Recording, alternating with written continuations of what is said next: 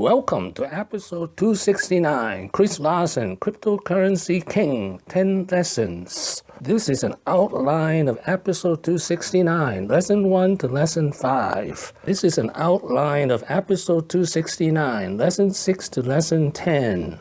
Lesson number 1, what is the Internet of Value? An easier way to understand this is to name it as the Internet of Money Exchange. Money exchange will be super fast, almost free, and across all countries. So today, I'd like to talk about something which I think is really going to have a profound impact on the world, and probably as importantly, what you guys are all about to, embark on, and that's this notion that we're entering what we would call the beginnings of an Internet of Value. That for moving value, not just data, and they're two completely different things. And I think we haven't seen anything yet compared to what's coming. Lesson number 2, Internet of Value will usher a new golden age, which he called a Cambrian Explosion, a technological revolution and explosion with thousands of new businesses. A new platform for this, again, Cambrian explosion of new startups. So obviously we've had an internet of data for the last 20 years. It's fundamentally changed our world, certainly changed everything that we've been a part of here. I think equally as exciting is the same kind of Cambrian explosion of new businesses that popped up once the internet got going. I think that's exactly what we're going to see in FinTech. Lesson number 3, Larsen is a 25-year-old veteran of FinTech. FinTech means financial tech. For the last 20 years now in 3 FinTech ventures, beginning with eLoan back in the first .com wave. Then we also did Prosper and Ripple. That's been, a lot of ups and downs along the way, but really a fascinating time. But I would say nothing compared to what we're journeying into now. All these FinTech companies we've seen so far were built in sort of a pre-Internet of Value world. And now we're entering this sort of post-Internet of Value world. So I think what we're going to see is... Lesson number 4, there are a lot of players, the entrepreneurs, the regulators, the consumers, and the banks. They must all work together. When we talk about FinTech, we need a big tent for FinTech. When you look at what has to happen here, there are so many different types of people, so many different domains that have to work together here, or we're going to have no impact. The entrepreneurs need to work with the regulators, the consumer groups, and most importantly, we have to work with the banks. Lesson number 5, the banks are the network of values as of 2018. Particularly in these early days of this Internet of Value. The banks are the networks of value on Earth today.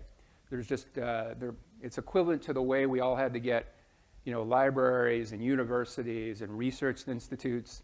They were the custodians of data. We needed to connect them first before you could get a functioning internet. And that's kind of exactly what we need to do with this Internet of Value. We've got to get the existing networks of value, the owners of those networks, working together so we can build that foundation.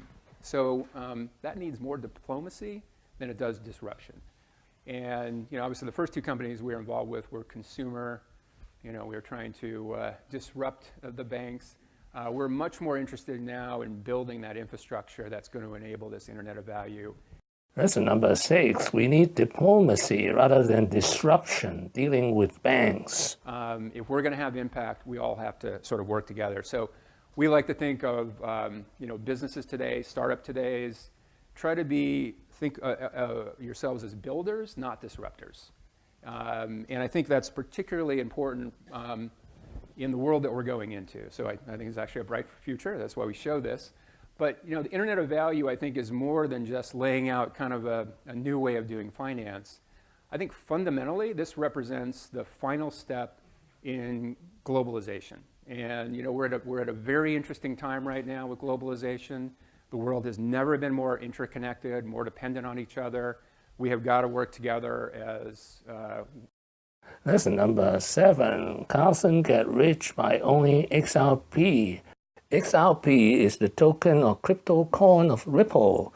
Larsen owns 5.19 billion XRP. Lesson number 8. Blockchain is the new technology, and it will be a game New changer. technologies that are showing great promise. And obviously, one of the big themes, I know you guys talk about this a lot, and this is in the press every single day, and it's, I don't know if it's the most overhyped category of technology, but it's probably a contender.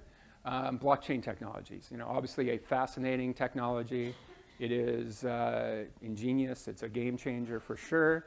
And what is it? It's a novel way of recording transactions that makes them immutable. These are basically distributed or decentralized databases where multiple copies of that database are kept all over the world. No one party that uses the database can change the database unless you have consensus with all the other people that are using it. Lesson number 9. Compliance will have an outsized influence on cryptocurrency. Again, the Internet of Value is going to be so different from the first Internet because you're going to have three really different domains have to work together, right? Tech, capital, and compliance. And compliance just has an outsized influence when it comes to money for obvious reasons. It's not going to change. It's just the reality. We sort of need to sort of stop fighting that and just say that's just the way it is. But I think there's a lot of good news there. Throughout the world, FinTech generally and blockchain specifically has become, kind of very, very popular with policymakers. So Lesson number 10. Freedom and the reducing role of government. I think that the Internet is going to be one of the major forces for reducing the role of government. The one thing that's missing, but that will soon be developed, is a reliable e-cash, a method whereby on the Internet you can transfer funds from A to B without A knowing B or B knowing A. I know you've said in the past that you are doing for money what email did for communication. Do you think this is really going to take off to that extent? We do. When we look at the world, you see a world completely connected on an information web. And that's terrific. That makes things tremendously efficient. But what we don't have is the sense of a value web. Payments, the exchange of value is still pre-internet based on 40-year-old technology. And so that's very expensive. That really slows e-commerce. Lots of parts of the world don't have the ability to make payments. So this new technology that really is a second gen of Bitcoin enables now value to be exchanged in the same way that information is currently exchanged. And that's a big deal, we think. But do you Thank you for watching. Please subscribe and leave your questions and comments below. Wishing everyone peace and prosperity.